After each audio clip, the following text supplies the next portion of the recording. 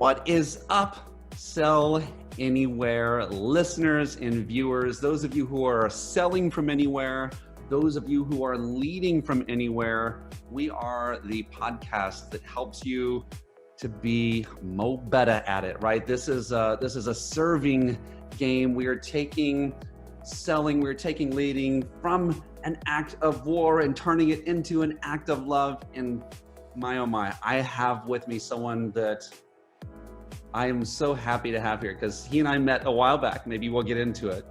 And we met after I read his book, which we'll get into that as well. And he just, this guy has my heart. I love what he stands for. I love what he does. I love what he says. And I love the impact it's having on people. And so when I had an opportunity to bring the one and only Ethan Beute onto the show, you gotta believe I jumped right on. Ethan Beute, welcome to the show. And before we get into who you are, what you do, man, it's the Sell Anywhere podcast, brother. Where are you at? Thank you so much, man. It's such a joy of writing a book where someone like you and I, who have so much kinship, we can recognize that before we ever connect. It's so awesome. It's a joy. I am in Colorado Springs, Colorado. I am, for those of you who are listening and not watching, I'm in a makeshift home office in my bedroom. My wife and son and I live in a very small home on the southwest side of Colorado Springs, not far from some awesome trailheads on the west side of town here. And I needed a room where I could close the door and not interrupt them and not be interrupted. And unfortunately, it's in our bedroom. So that's where I am. Okay. All right. So first things first. So your workspace is also shared. This is a place where you sleep and enjoy the company of your wife. How do you balance that? Yeah, it's the standing desk over in the corner. It was something that we agreed on. It's so funny. I don't think when I set this thing up back in March that I would be here today. Right. So it's really interesting. I mean, we thought about moving into a bigger house years ago, because when we moved here, our son was 3 and the house seemed a lot bigger at the time. It's like 850 square feet, cool little brick and stucco ranch, nice old established neighborhood built in the 50s. And we love the house. We love the property. We love our neighborhood. But a couple of years ago, we thought about moving deeper into the canyon into a bigger house, and we didn't do it. And now I'm thinking like, man, it sure would be nice to have a home office. So take me to the practical part. I have a guy that I talked to, and he's like, yeah, I work from the space where, I like to be romantic at. And he's like, I found myself thinking about, like here I'm sitting with this beautiful person in my life and I'm thinking about work because I'm seeing it. So he's like, I just threw a bed sheet over my workspace. So what does Ethan Beute do to kind of keep that from invading your mental space? That's funny. I definitely unplug everything, right? Because I have this microphone because I do a lot of time on podcasts.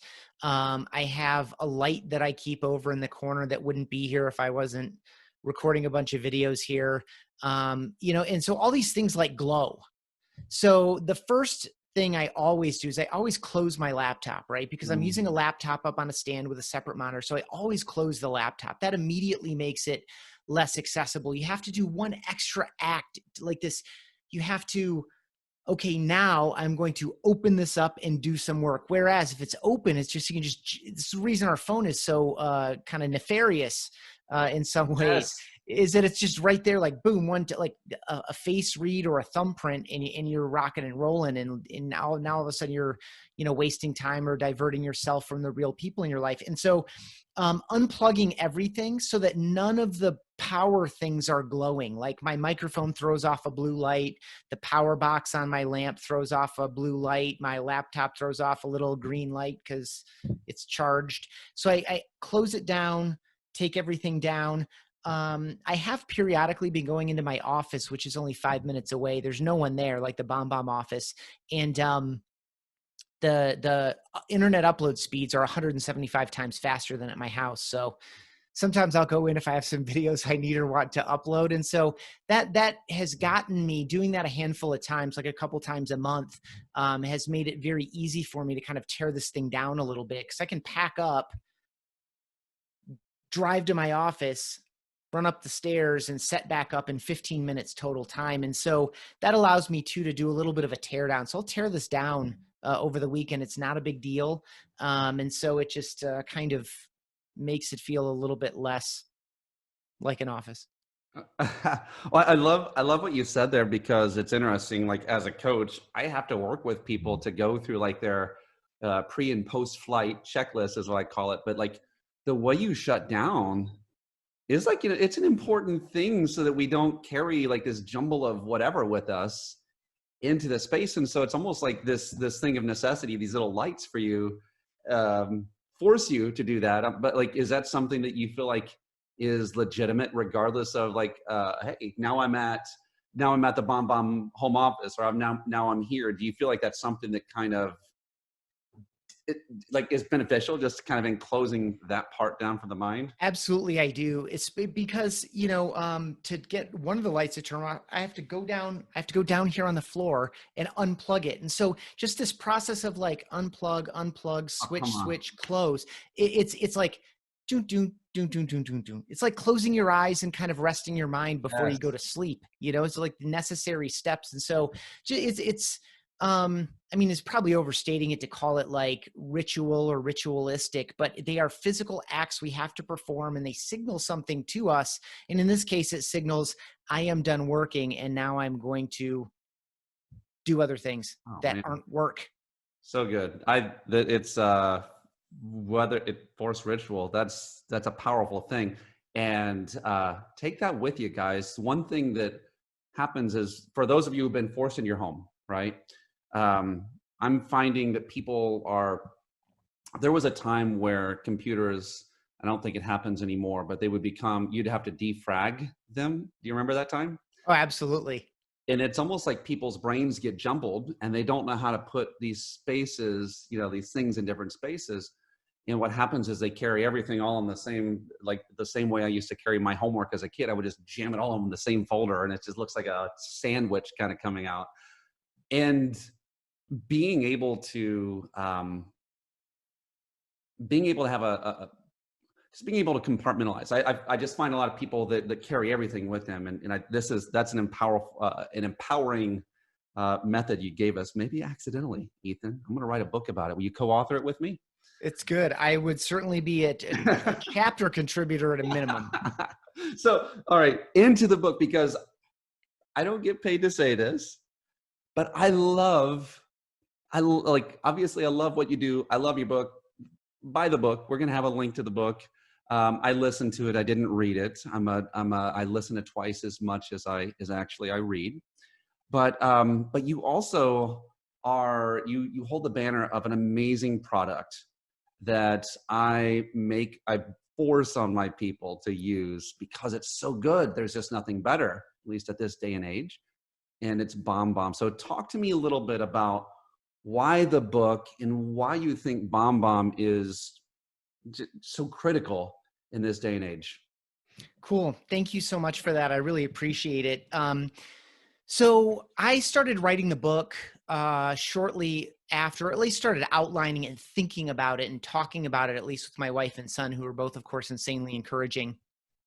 And before I was talking with anyone at work about it, I hit my 6-year anniversary here full time at Bomb Bomb. And this is a couple summers ago, or a couple falls ago, I guess. And I was just so excited. When I joined the company, we were fewer than 10 people, and we had fewer than 200 customers.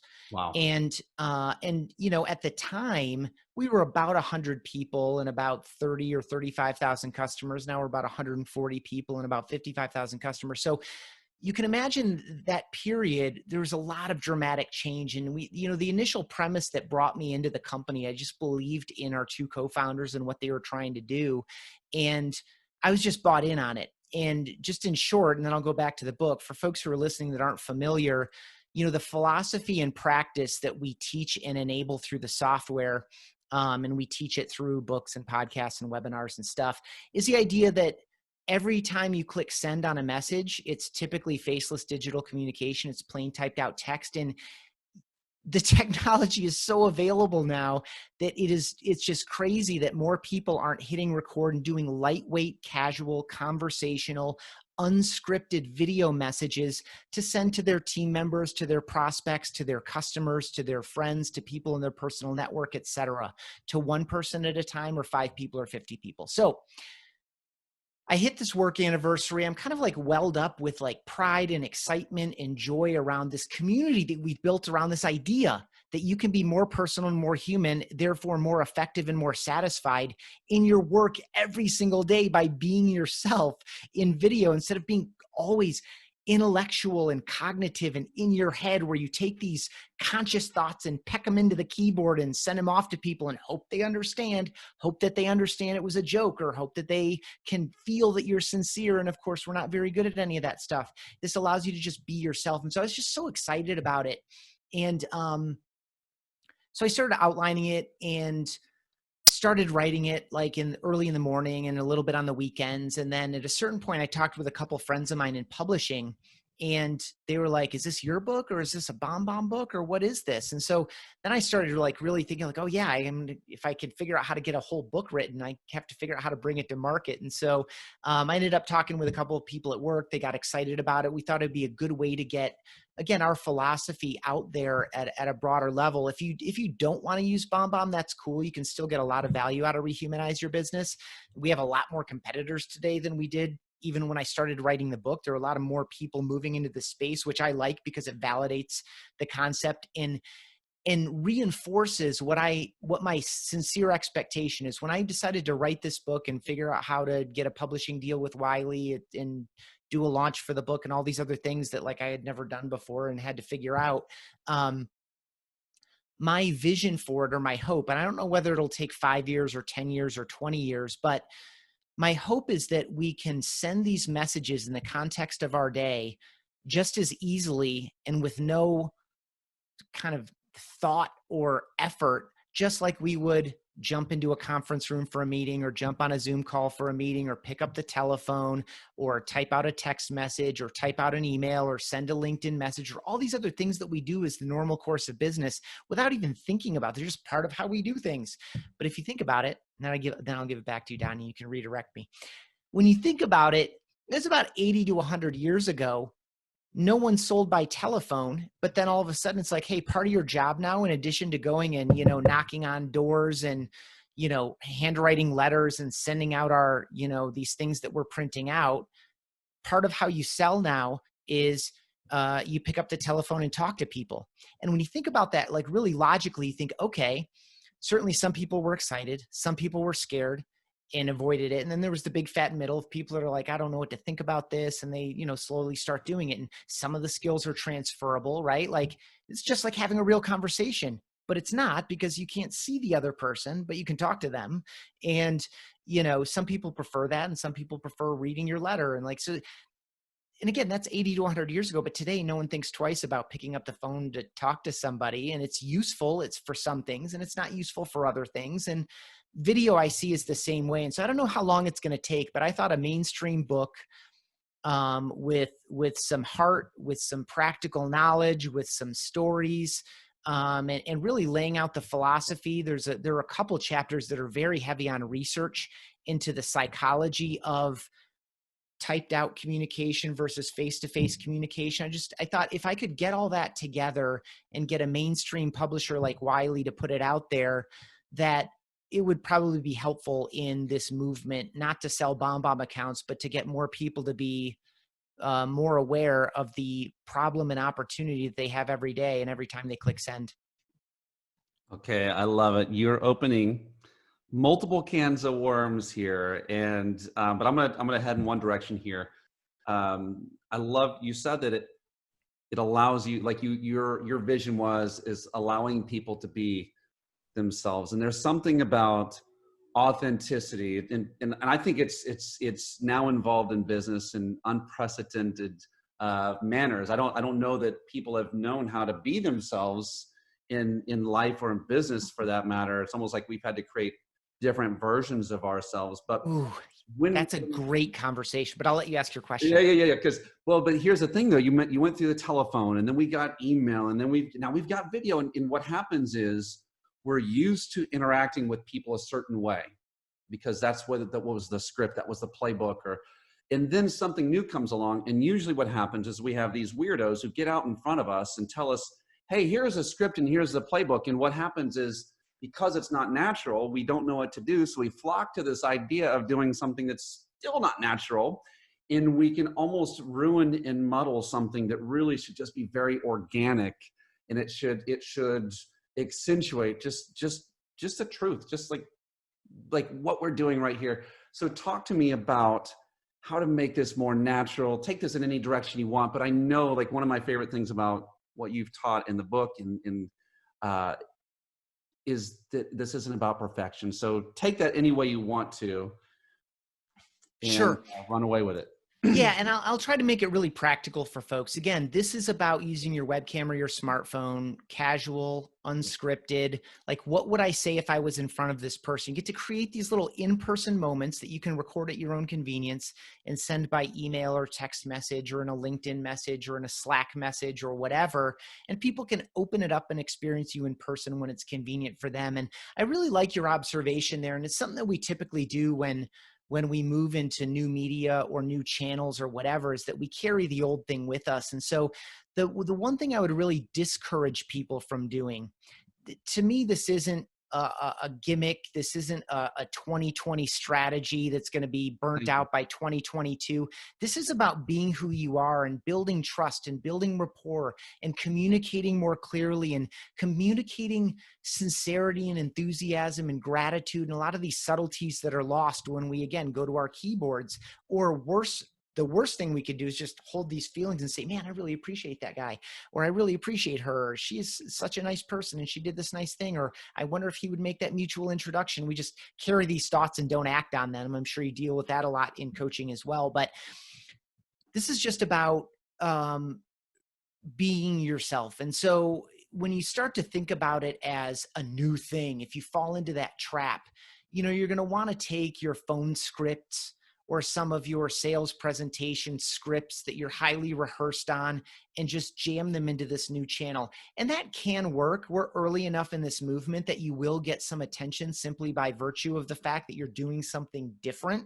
By the way, there's still value there, right? There's value in the fact that very few people are doing this.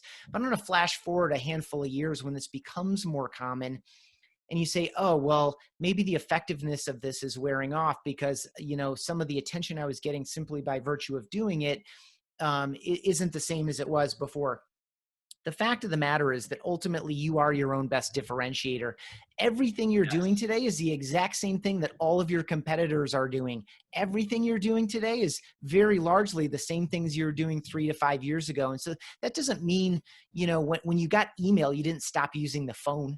When you got Zoom, you didn't stop, doing phone calls or emails, right? It's a both and, and we just add some subtlety and nuance to this.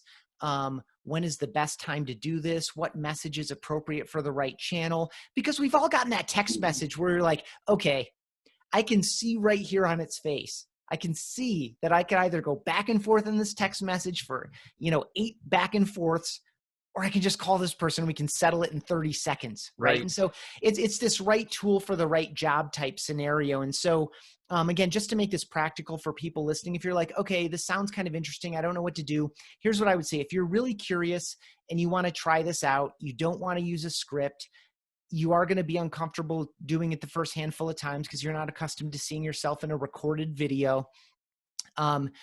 Think about 5 to 10 people, write them down on a list, and the message that you would have for these people would be somewhere in this kind of range of themes.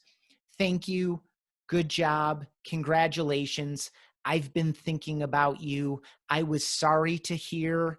I was excited to see, right, as you're scrolling LinkedIn or Instagram or Twitter or Facebook or wherever you're spending some of your time in these channels, you're seeing things that give you timely and relevant reasons to reach out to people you know and who know you. And so if you can just start with these like simple kinds of messages where it's like, hey, Donnie, I just saw on Instagram that blah, blah, blah, blah, blah. I just want to tell you, I'm really excited for you. Reminds me of a time where such and such and such and such. Anyway, I was just thinking about you. Wish you the best. Take care. Have a great day. Right?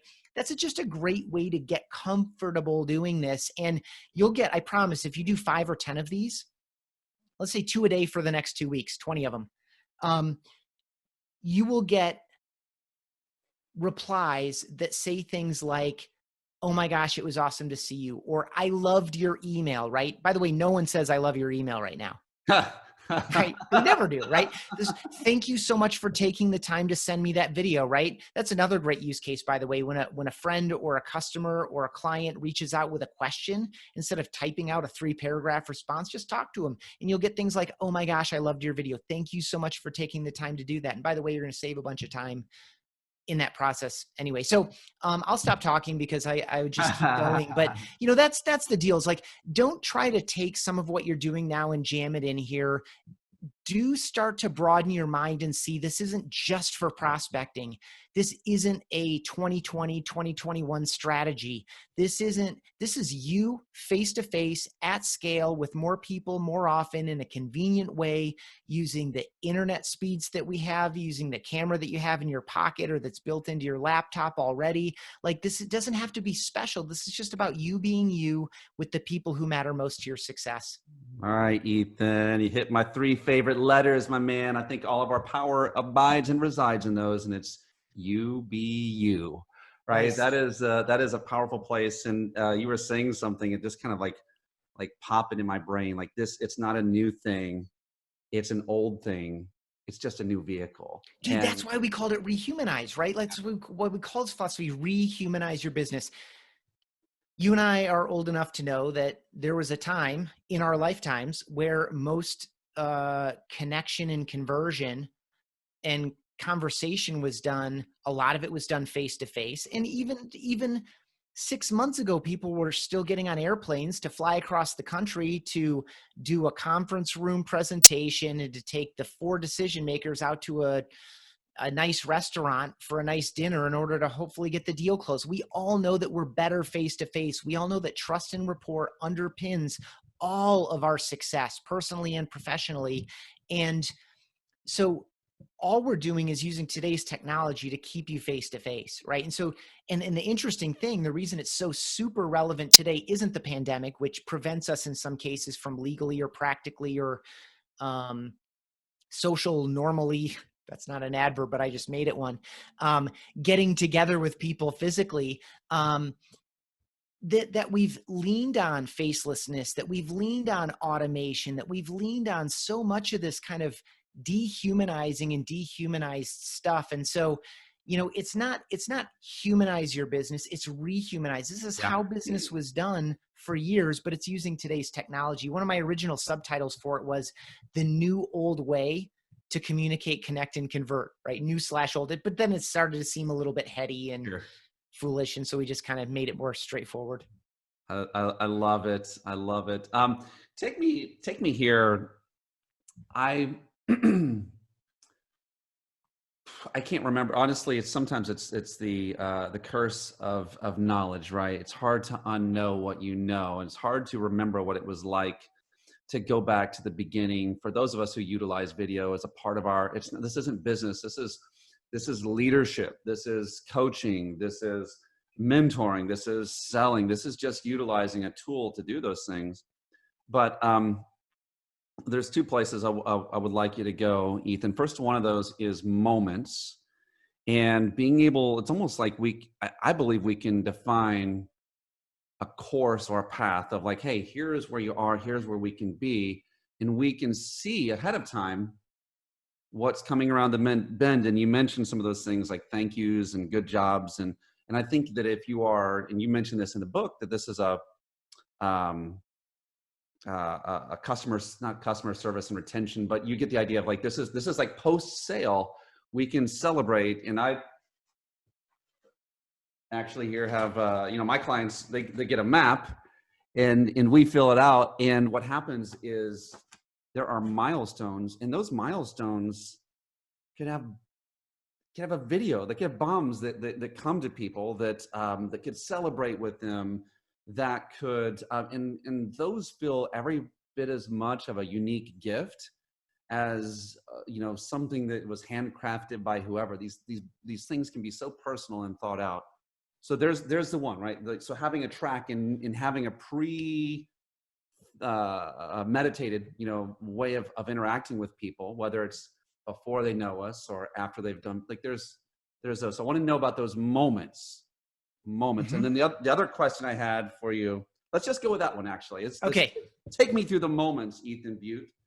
Okay, so I'll just give a framework, and I'll fold in some specific ones that might be useful to people listening. But of course, everyone does different things a little bit differently. A couple of key things to look for. One, and I love that you went to post sale as well, because again, most of the conversation, if you spend a lot of time on LinkedIn and you see people talking about video, it's very, very focused, heavily focused on prospecting, like this kind of outbound cold stuff. And it works, you can do that, but I did a very extensive survey in December of 2019, and I all the hard data went to some of our data people, and I took all the qualitative data. I took all of the open field responses, and just I won't get into the details of it, but the one key observation is that of our best customers, the customers who've been with us the longest and say with the highest level of certainty that we solve a major problem in their business, that was kind of like the nature of the survey.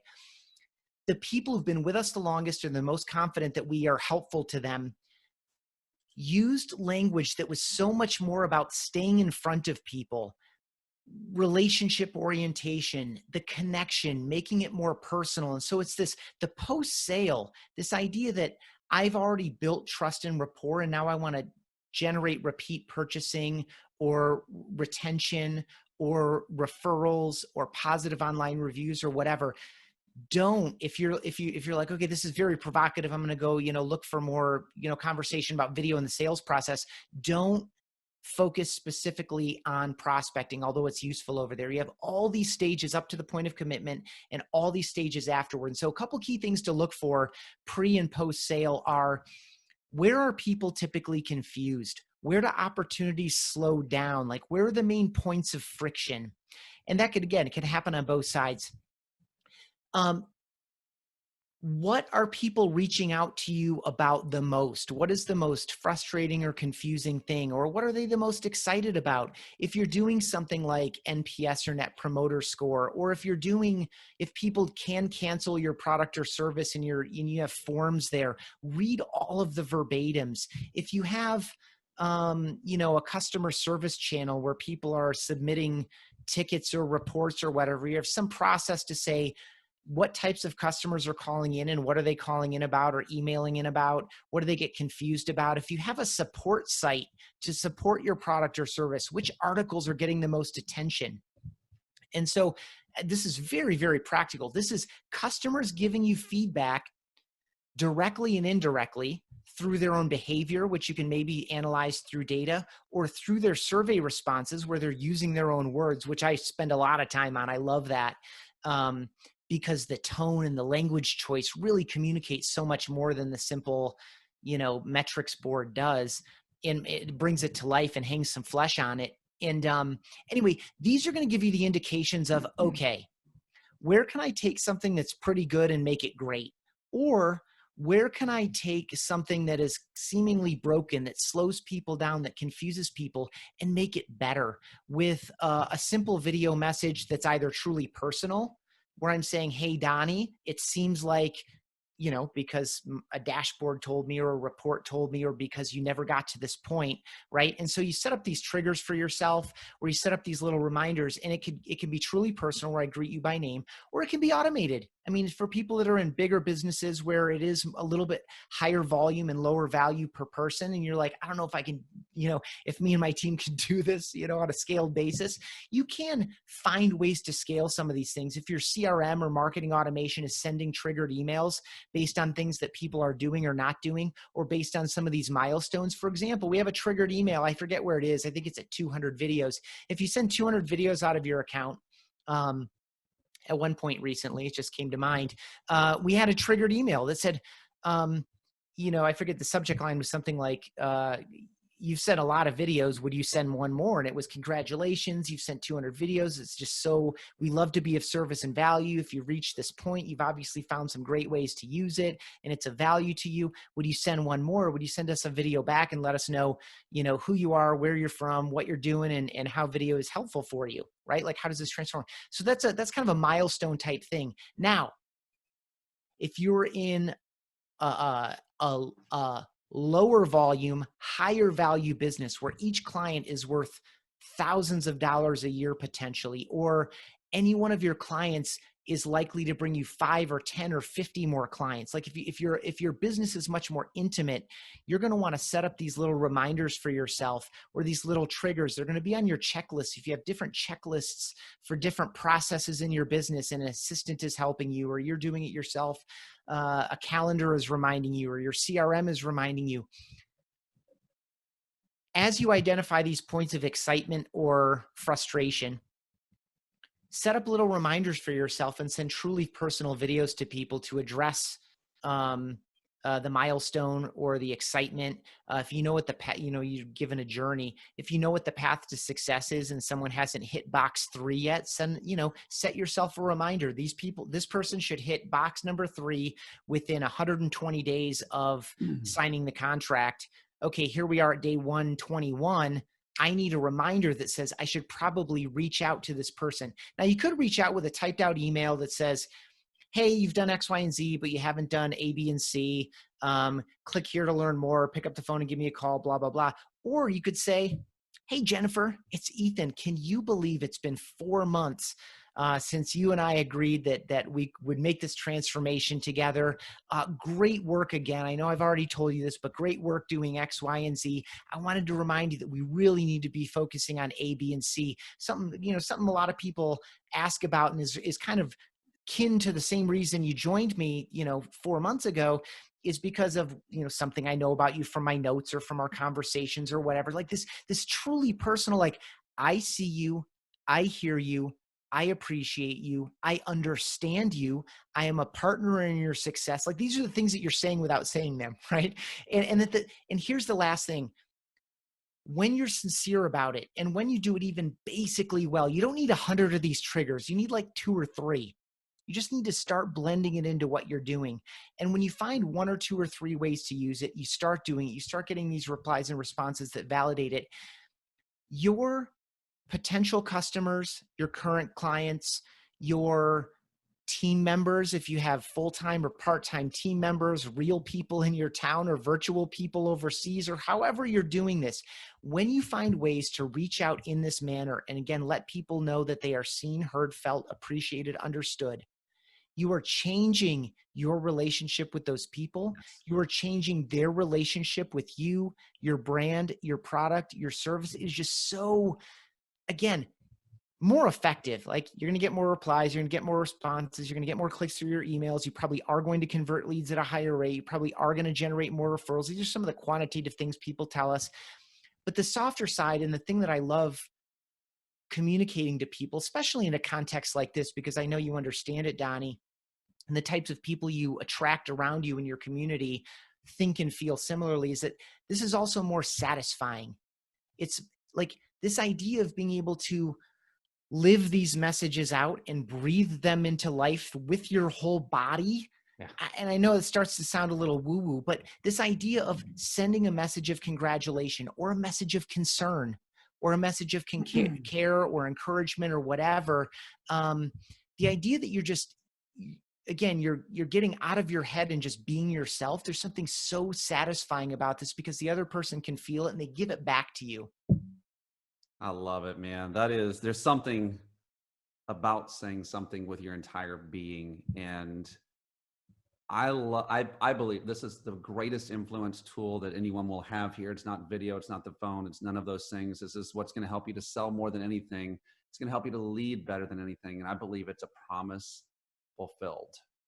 And when you fulfill promises, it makes you feel great about you and what you do and how you do it. And for those of you who are selling and maybe struggling in selling, or maybe you're struggling and your team's leaving you because you're ineffective, look at that area. But one of the one of the things that we tend to do is we can kind of look away from those areas of possible pain, as you mentioned.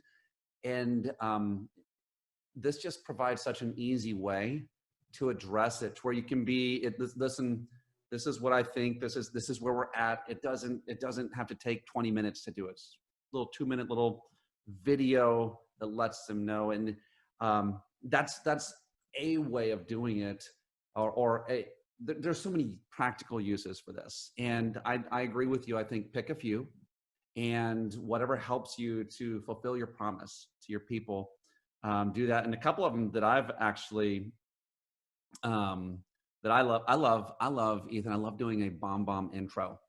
That's right. I connect two people together, and I start out almost every single day. It's been a little bit, so I've been doing it on LinkedIn a little bit more, but almost every single day, I'll connect somebody via bomb. Hey, Jim, meet Bob. Hey, Bob, meet Jim. You guys will love each other because of this. I'll leave it to you. And it's like, it feels good for me. I provided value to others, and it's not just a valuable business practice. It's a valuable life practice.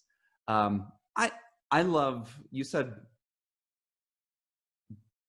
the sincerity that comes here. And so I want to go into a place where you go into with rehumanize your business, because a lot of us, we're taking this technology and we're seeing it a certain way. We watch videos a certain way, and we inherently think, and I think maybe it's people who are older than 30, 35, something, there's an age range where we think that there is a production that goes along with this. And I know that so I want to see if you can maybe dispel some of that, like that you don't need a Hollywood set or studio. And then also maybe give us some practical things that like the average person can do to overcome that thought, that mindset, maybe some fears of like, I'm just going to make crap here and I'm going to look ugly. So maybe if you can attack those for us. Absolutely. So I'll first go to the practical side. The basic minimum threshold of is this good enough is, can I see you and can I hear you? Right? Can I see you and can I hear you? So really practically then, turn on all the lights or orient yourself toward a window. So I have a window right out this side, and because this is where most of the light is coming in, I set up a lamp on the other side of my desk. So it's just a little bit of balance. So I don't have studio lighting. I don't have a soft box. I don't have a key light or a fill light or a blah, blah, blah. I have light on the left of me and a little light on the right of me. And they kind of work out. And instead of, I have, I'm in a bedroom. So I have this like fan light behind me. If you don't want a bunch of light behind you, because that makes your camera will read you, make you much darker, because what's behind you is so much lighter. And so keep the light approximately in front of you. You don't need fancy equipment, but if you want to, you can, for 60 or 80 bucks, get like a nice Logitech webcam on Amazon. And when you do, it'll typically be better. I just use the one built into my laptop, by the way. I don't even have one of those, but if you do, it also typically comes with a nicer microphone as well. So I do, because I do a bunch of podcasts. I do have like a nice microphone that's in front of me now, but otherwise I would just use the one built into my laptop. That's not great, but it's good enough to get started. But if you improve your webcam, typically they come with microphones as well. The closer you are to the audio, the better, because again, can I see you? Can I hear you? People will forgive bad video more than they'll forgive bad audio. They need to be able to hear you. And so the closer you can be to the microphone, the better off you are. So notice here, I'm just going to take 2 steps back. Okay, so I didn't move very much, but the sound is dramatically different. And so the closer you can get to the microphone, the better off you're going to be, and the more clearly people can hear you. And so that's the basic minimum. The other tip here in terms of just like, is this good enough and can I be proud of it and feel okay with it? And then I'll move to why we don't feel like it's good enough and why we don't feel confident and okay with it. Minimize distractions. If you look at, for folks who are listening, Donnie has a window with the shades closed, so it's not throwing a bunch of light behind him. He's got a cool looking map. He's got a neat looking bookshelf with a couple books and a couple interesting things on it. It's interesting without being distracting for me. Interestingly, we're both wearing black t-shirts and our walls are painted the same color. For me, I opted to stack up my own books, put a plant on it to add a little bit of life. That picture behind me used to be something that was in a picture frame with glass over it, but it would just throw a reflection. You couldn't see what was in it. So I just, when I knew I was going to be stuck at home, I decided to swap it out for a painting that wasn't behind glass. So it at least added some color. Just minimize distractions, the same things you would do on a Zoom call so that you look basically competent and professional. Like I have seen videos where people have like exercise bikes from 1974 behind them, laundry baskets that are 3/4 filled with dirty clothes, like crazy stuff. Like the basic professional minimum is good enough. Okay. And so now I want to go to the other side of it. You are your own harshest critic. You judge yourself far more harshly than anyone else does. The unique thing about this medium is that you can play it back. Unlike a real in-person meeting where you might be a little bit self-conscious from time to time and wonder, did I say the right thing or is this the right thing to say? Like, in big moments, we can get in a little bit in our own heads when we're on a Zoom call or in person or whatever, but we don't dwell in our own heads in these live exchanges the same way we do when we record them. And so, paradox of vulnerability. What makes this style of video so effective? And we've already spoken to it, but I'll just hit it real quick. Casual, authentic, honest, taking off the armor, taking off the mask, stop acting as if I'm just in my makeshift home office in my bedroom talking to you about something that we have in common or an opportunity or an answer to your question or whatever. The same reason that makes it so effective, this honesty and whatever, is the same reason it's so hard to do. And what is there is vulnerability, and which is the fear. Essentially, it's the discomfort we feel in the face of judgment. Essentially, What have you? Right? Yeah. We all fear judgment and rejection. It's deep inside us. If we were judged and rejected by our peers or our tribe 1,000 years ago, we would die in the desert or on the mountainside or on the island or wherever our tribe was, right? We could not afford to be rejected and thrown out of the tribe. We had to do it for survivals. This is ancient lizard brain type stuff. It's still with us today. Our technology and society have advanced far faster than the human brain has. And so we still have all these like deep, ancient brain, lizard brain, whatever you want to call it, fears, right? And that speaks to us. That's why we don't like the way we look. That's why we don't like the way we sound. That's why we say, oh, video isn't for me. It's because we don't want to be our honest selves and send that to someone in a way that they could watch twice or forward to a friend. When in fact, to something you already said, Donnie, you are your own best sales asset. Who you are matters. This you be you. Like, you are your own best differentiator. You are the reason people say yes. And so this idea that we would continue to hide behind a cloak of digital anonymity, hide behind our typed out black text, instead of working through this vulnerability and getting comfortable seeing ourselves, which doesn't take very long, by the way. And then you're free. You're on the other side of this fear. It's behind you. And now you can like be yourself. It is. I've seen so many people become liberated in their communication and find so much joy and satisfaction. Like I have a woman, one of her primary use cases is sending birthday videos to people. She sees them on Facebook, and instead of just clicking the like and typing happy birthday, Tim, she gets out her ukulele and plays a little happy birthday song. I get them on my birthday. She's a customer of ours. She's been one of our co-founders just forwarded me. It was his birthday a couple weeks ago. He said like, man, I love Laura. She's the best, like longtime customer of ours. She just doesn't know. Now you might not play the ukulele. Might not be, you might not sing. Those might not be your style. It doesn't matter. Whatever your style is, be that, do that, live it, own it. You will get better as you go. It's an iterative process. And I just want you to be clear that vulnerability characterizes all the best things that happen in our lives. Period. Things that we're scared of, I don't say you should run at all of them. Definitely avoid the rattlesnake, for example.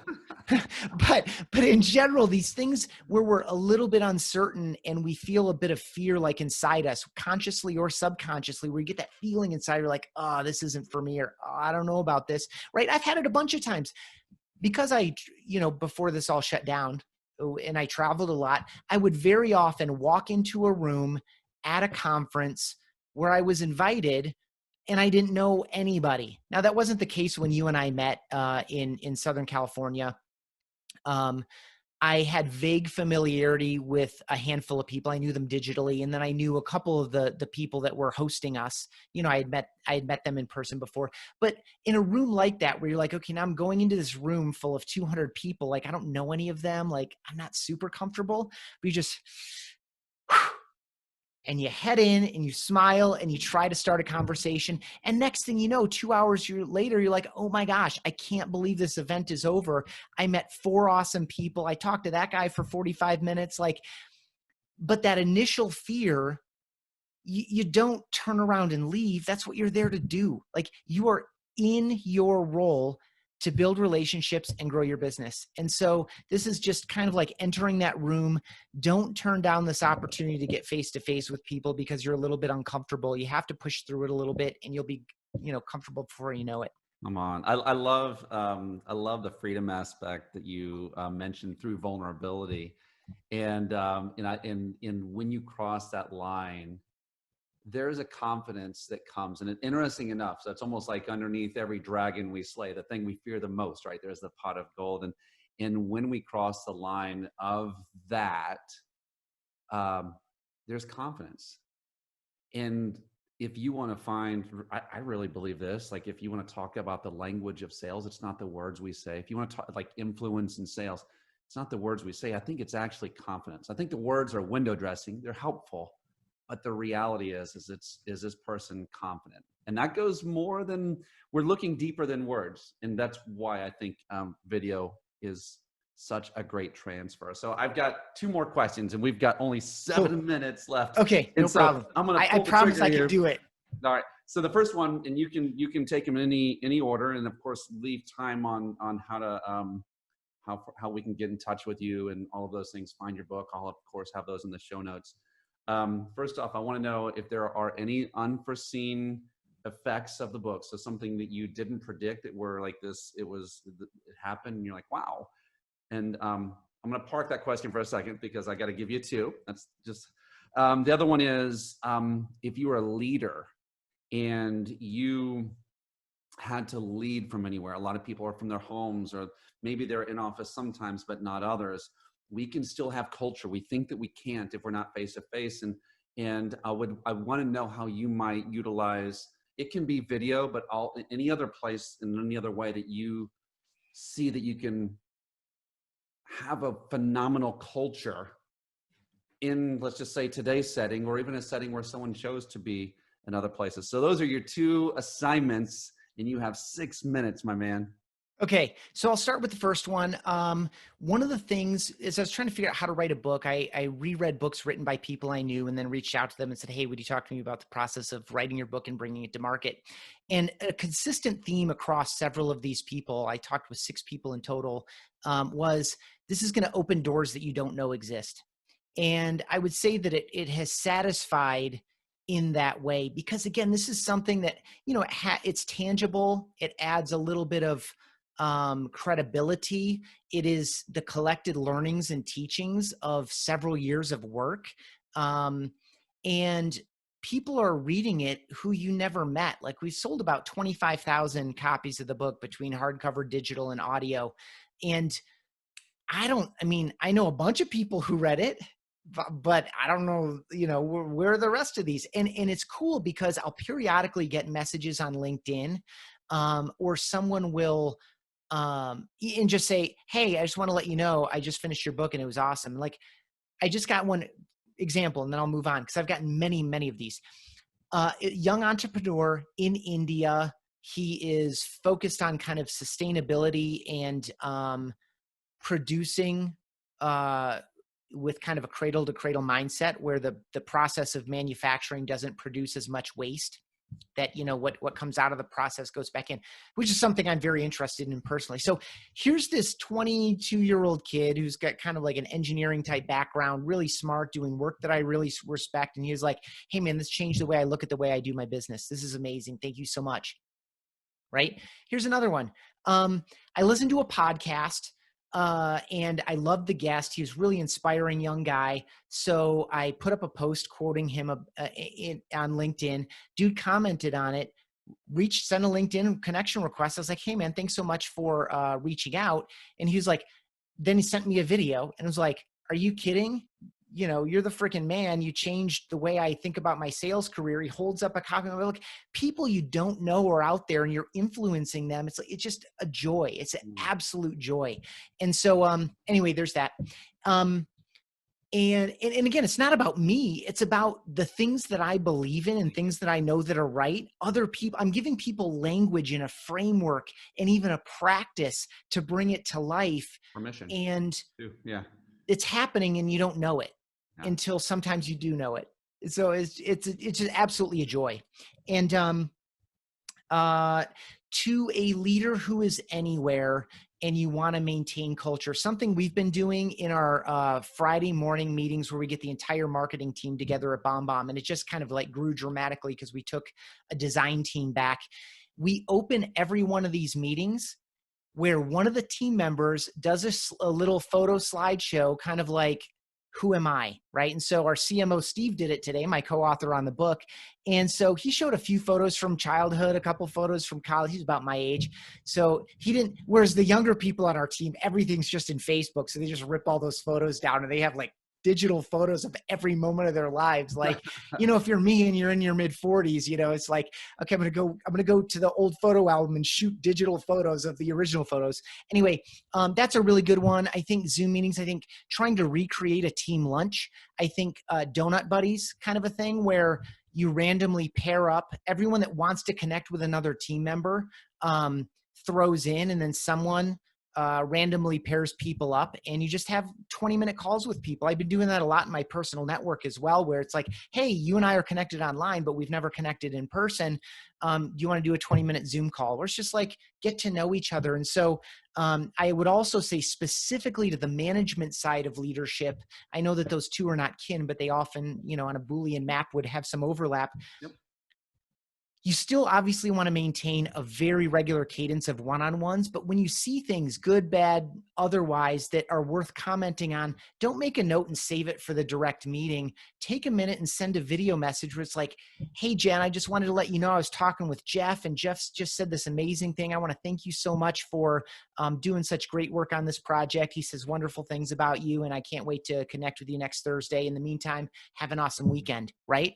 Like, so these little moments of corrective, feedback or encouragement or support or just checking in. Our CEO has been doing a ton of that, just checking in on people. It's like a stressful, kind of emotionally trying time. A lot of young parents. We have a lot of Black members on our team who during some of the racial turmoil was like, it was a very significant time. And so he's just reaching out, checking in, like not even a message, not even a call to action.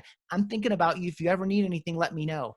Right. And so these kinds of things, just to let people know that they're seen and heard and appreciated, no matter what the motivation is. It doesn't have to be stress, but stress is certainly a good time to make yourself available. Love it. Ethan, you are an empowerer of connection, my friend.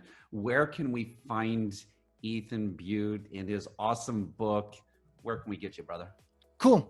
You can email me, Ethan, ETHAN @bombbomb.com. You can connect with me on LinkedIn. It's Ethan Beute, spelled Beute. You can find me on LinkedIn pretty easily. I'm sure I'm the only one. The book is at bombbomb.com/book. It's also Rehumanize Your Business. You can find it in Amazon, audiobook, digital book, hardcover, and bombbomb.com is the site.